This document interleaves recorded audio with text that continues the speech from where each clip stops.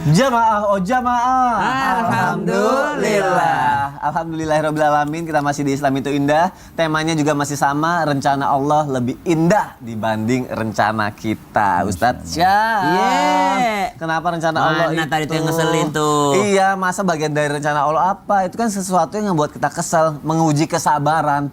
Masa rencana dari Allah juga sih? Haters tuh ya? Iya. Ini harus kayak seperti apa tuh? Apakah itu sebentuk hukumannya hal-hal yang seperti itu? Kalau misalnya kita punya sesuatu ternyata gagal atau tertunda, itu apa ya? Itu rencana Allah atau itu bentuk hukuman sebenarnya karena dosa-dosa kita? Sebetulnya. Baik, bismillahirrahmanirrahim. Penjelasan Ustaz Ahmad, Ustaz Maulana, Mas Soni serta guru-guru kami yang dimuliakan Allah Subhanahu wa taala. Apakah sesuatu yang kita tidak senangi itu adalah rencana Allah untuk menguji kesabaran kita? Ba'da naqul a'udzubillahi minasyaitonir rajim.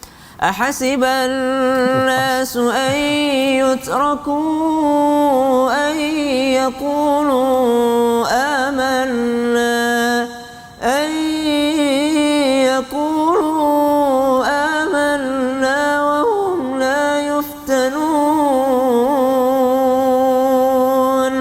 Apakah manusia mengira setelah mereka mengakui atau bersaksi beriman kepada Allah Subhanahu wa taala dan hari akhir lalu mereka tidak diuji? Tentu saja mereka diuji oleh Allah Subhanahu wa taala karena kita hidup di tempat ujian. Kita hidup di dunia di mana ujian itu ada. Kita akan melangkah kepada alam barzakh di mana ujian itu pun masih ada, bahkan bisa jadi lebih berat lagi. Kita akan melangkah ke padang mahsyar, kita akan melangkah kepada sirat, kita akan melangkah kepada hari akhir. Lalu nanti sampailah kita di Jannatul Firdaus, barulah kita dilihat apakah kita lulus ujian atau tidak ketika kita sudah menuju pintu surganya Allah Subhanahu wa taala. Maka dunia ini memang tempatnya ujian. Memang kita diuji kesabaran kita ini. Ada yang diuji dengan sesuatu yang enak dipandang manusia. Ada yang diuji dengan sesuatu yang tidak ia senangi. Kesehatan. Siapa sih yang tidak senang diberi kesehatan? Tapi bisa jadi kesehatan itu adalah ujian dari Allah Subhanahu wa taala. Bagaimana engkau mempergunakan kesehatanmu?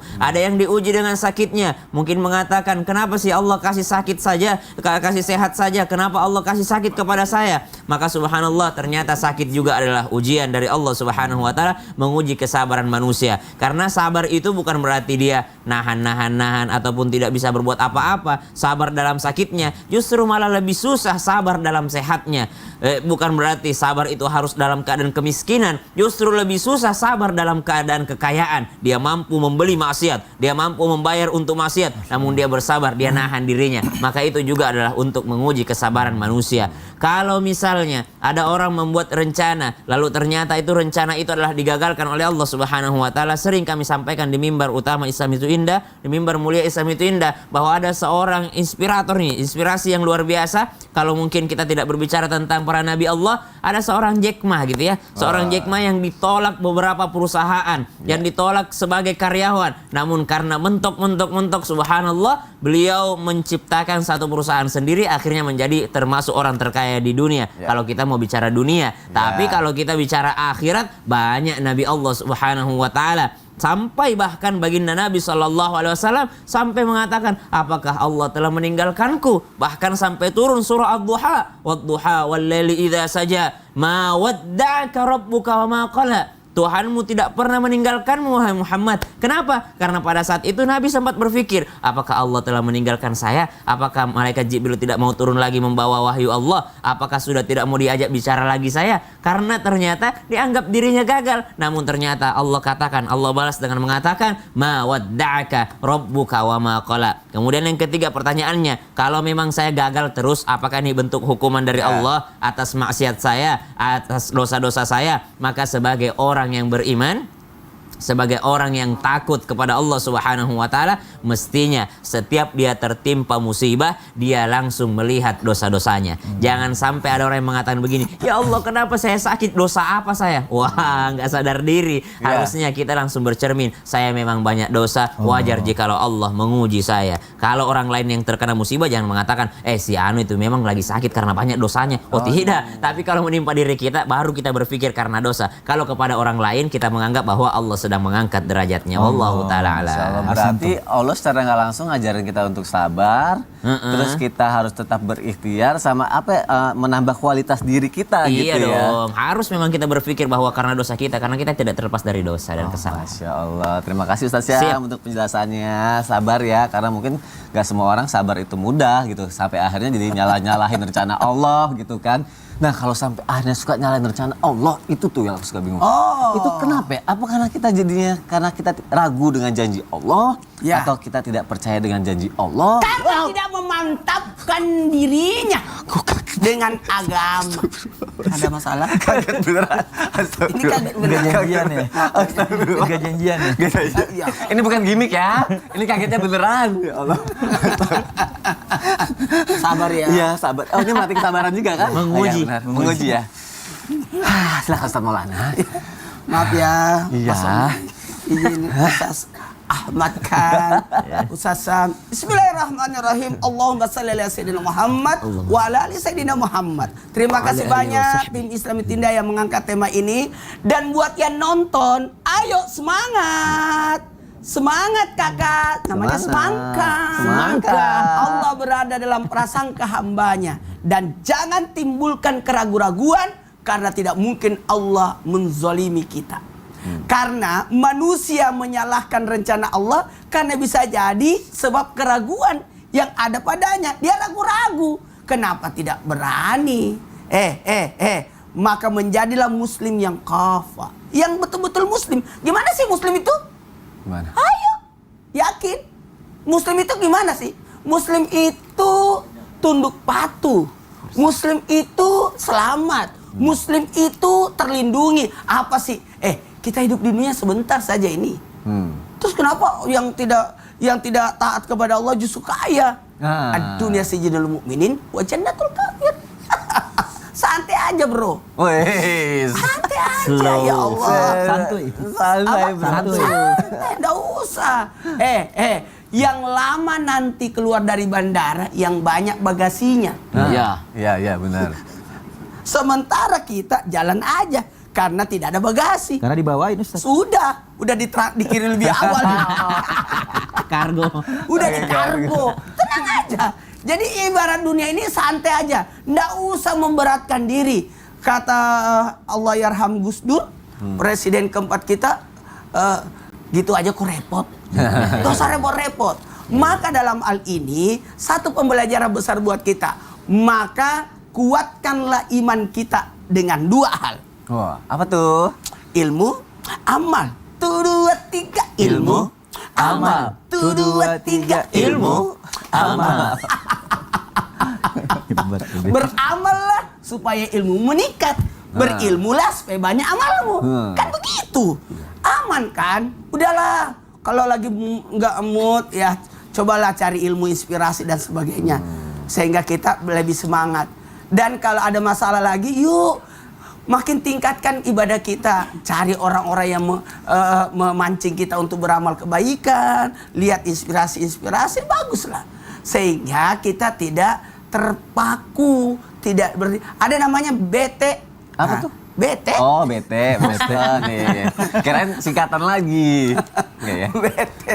Sehingga ketika mau keimanan itu naik karena ibadah, keimanan itu naik kuat karena adanya ilmu. Tapi jangan lupa nih, apa itu? Ikhlas lah. Ikhlas itu ada namanya gini. Jadikan keikhlasan itu ditimbulkan karena dua hal. Apa itu? Karena takwa dan tawakal. Itu penting itu. Karena mohon maaf, ketika kita bertakwa, insya Allah, karena ikhlas itu akan muncul karena Allah. Semua karena Allah. Karena kalau bukan karena Allah, tidak akan mungkin orang bisa ikhlas. Karena kemurnian itu penting, karena tidak ada yang ada di baliknya. Kita berdakwah karena Allah, enak itu. Ya. Bukan karena sesuatu. Sehingga kita mengeluh terus. Iya. Jauh. Lama. Tapi kalau kita bertawakal kepada Allah, ditingkatkan ketakwaannya, aman itu. Sehingga mohon maaf, tidak ada bentuk keraguan-raguan. Masya Allah. Kan, makanya setan itu yuwaswisu fi sudurin nas, membuat kita ragu-ragu. Padahal yakin sudah selamat kita itu. Yakin, insya Allah. Amin. Dari sekian calon manusia kita yang hidup. Iya. Dari sekian banyak orang kita yang terpilih. Nah. Dari sekian banyak kita yang ditunjuk. Dari sekian banyak kita yang beruntung. Masya Allah. Dan insya Allah dari sekian banyak kita yang akan terpenuhi semua hajat-hajat keinginannya. Seandainya juga. roh kita dimasukkan di perut kucing, kita jadi kucing. Iya. Tapi untungnya roh kita dimasukkan di rahim seorang ibu. Masya Allah. Sehingga lahirlah Sony Septian. Masya Allah. Dari sekian banyak laki-laki, Sony lah yang terpilih oleh Pairus. Masya Allah. Terima kasih Ustaz Maulana untuk penjelasannya. Habis ini minum aja. Iya, nggak apa-apa. Masya Allah, terima kasih. Baik. Minumnya pakai itu gayung ya. Kenapa? Katanya kalau orang kaget minum air gayung. Di daerah saya. Oh gitu, ya Allah, enggak lah. Kalau aku biasanya gayung kalau buat olahraga gayung tuh. Dayung. Ya dayung, yuk. Ya, lanjut ya, siapa yang ada di rumah yuk. Aku mau bacain pertanyaannya yang udah masuk ke media sosial Islam itu indah ya. Siap-siap yuk, siap-siap ya. Kita masuk ke segmen Tanya Dong Ustadz. Kami semua tanya dong Ustadz. Masya Allah, nanti Ustadz Ahmad kan bisa ikutin gerakan kita. Boleh, Bang. Ya, Bebas sih sebenarnya. Bebas. Ustadz Ahmad Cuma kan. biar lebih klop aja. Oke, ada pertanyaan dari hamba Allah ya jamaah. Assalamualaikum Ustadz dan Ustazah. Mohon izin bertanya, saya baru menjalani rumah tangga 6 bulan dengan suami saya. Karena kami belum memiliki tabungan yang cukup. Lalu kami masih numpang di rumah mertua. Saya merasa mertua saya tidak menganggap saya sebagai menantu karena selalu cuek dan tidak peduli dengan saya. Bahkan mojokin saya, padahal dulu sebelum menikah sifatnya berbeda. Bahkan saya dulu pikir kalau mertua saya ini adalah mertua idaman karena baik sebelum menikah. Namun malah kebalikannya. Apakah ini termasuk rencana Allah dan ujian bagi saya, Ustadz? Oke, terima kasih untuk pertanyaannya ya, hamba Allah yang ada di rumah dan akan dijawab melalui tausiah oleh Ustadz Ahmad kan. Silakan Ustadz. Jamaah Islam itu indah yang dirahmati oleh Allah Subhanahu wa taala. Ketika kita menikah lalu tinggal di rumah mertua, maka akan terjadi banyak hal yang mungkin sebagian diinginkan dan sebagian tidak diinginkan. Maka ketahuilah bahwasanya tragedi yang terjadi antara seorang mertua dengan menantu, maka ini bisa jadi dua kemungkinan. Bisa jadi satu ladang dosa dan bisa jadi ladang pahala yang besar dari Allah Subhanahu wa taala. Maka bersabar dengan ujian yang Allah Subhanahu wa taala berikan. Di dalam Al-Qur'an Allah Subhanahu wa taala sudah menjelaskan, wa asa an takrahu syai'an wa huwa khairun lakum wa asa an tuhibbu syai'an wa huwa syarrul lakum wallahu ya'lamu antum la ta'lamun. Boleh jadi sesuatu yang kamu benci itu sesuatu yang baik bagi kamu, dan boleh jadi sesuatu yang kamu cintai itu sesuatu yang buruk bagi kamu. Sesungguhnya Allah Subhanahu wa taala lebih tahu dan kamu tidak mengetahuinya. Maka jangan pernah kita berburuk sangka dengan kehendak Allah Subhanahu wa taala. Maka jadikanlah mertua yang galak ketika kita tinggal di rumahnya menjadi satu ladang pahala yang besar dari Allah Subhanahu wa taala. Maka ada beberapa hal bagi seorang pasangan untuk menjadikan rumah tangganya menjadi sakinah mawaddah warahmah sekalipun diuji dengan ujian yang datang dari mertuanya. Yang pertama, dia harus memiliki kesabaran yang ekstra. Kenapa? Karena di dalam rumah tangga banyak sekali ujiannya. Ada orang yang diuji melalui orang tuanya, ada yang diuji melalui suami atau istrinya, ada yang diuji oleh Allah Subhanahu wa taala melalui anaknya, ada yang diuji oleh Allah Subhanahu wa taala melalui mertuanya, ada yang diuji oleh Allah Subhanahu wa taala melalui menantunya. Ada juga yang diuji oleh Allah Subhanahu wa taala melalui tetangga-tetangganya. Maka setiap di antara manusia siapapun itu nggak luput dari ujian Allah Subhanahu wa taala. Tetapi bagaimana caranya kita menyikapi ujian tersebut bisa menjadi ladang pahala yang besar dari Allah Subhanahu wa taala. Maka harus memiliki kesabaran yang ekstra. Karena Allah Subhanahu wa taala mengatakan di dalam Al-Qur'an, "Innallaha ma'as-sabirin." Sesungguhnya Allah Subhanahu wa taala membersamai orang-orang yang sabar. Allah selalu bersama dengan orang-orang yang sabar. Lihat bagaimana para as-salafun as-salihin mereka diangkat menjadi wali kekasih Allah Subhanahu wa taala karena diuji. Ada di antaranya yang diuji dengan orang tuanya, ada yang diuji dengan mertuanya, ada yang diuji dengan pasangannya sampai akhirnya mereka diangkat menjadi wali kekasihnya Allah Subhanahu wa taala karena ujian itu di dalam rumah tangga sehingga mereka menjadi wali kekasihnya Allah Subhanahu wa taala. Lalu kemudian yang kedua yang harus diperhatikan oleh menantu tersebut adalah bagaimana caranya mengenali karakter mertua. Perhatikan karakter mertua. Apa yang dia suka, lakukan. Apa yang dia tidak suka, jangan dilakukan. Karena itu konsekuensinya orang yang numpang di rumah mertua. Kalau sebaliknya, Kalau sebaliknya, mertua yang numpang di rumah menantu. kalau mertua yang numpang di rumah menantu, maka itu ladang pahala yang besar. Karena itu kewajiban untuk merawat mertuanya. Karena mertua adalah orang tua kita. Ini yang kedua. Maka pelajari karakter mertua kita. Maka insya Allah kita akan mengetahui apa yang dia suka dan apa yang dia tidak suka. Lalu kemudian yang ketiga, ajak bicara mertua kita. Ikut kegiatan-kegiatan yang dilakukan. Ketika mertua kita masak, ikut bantuin. Lalu kemudian kita berusaha untuk selalu berbicara dan berdialog dengan orang tua. Sehingga mertua itu merasa dianggap dan dihargai oleh Kalau menantunya. mertuanya rese, Kalau mertuanya rese, maka balas dengan kebaikan. kalau menantunya malas, Kalau menantunya malas, derita suami. Siapa suruh pilih bini malas? Masya Allah, saya dipancing sama Ustaz Maulana.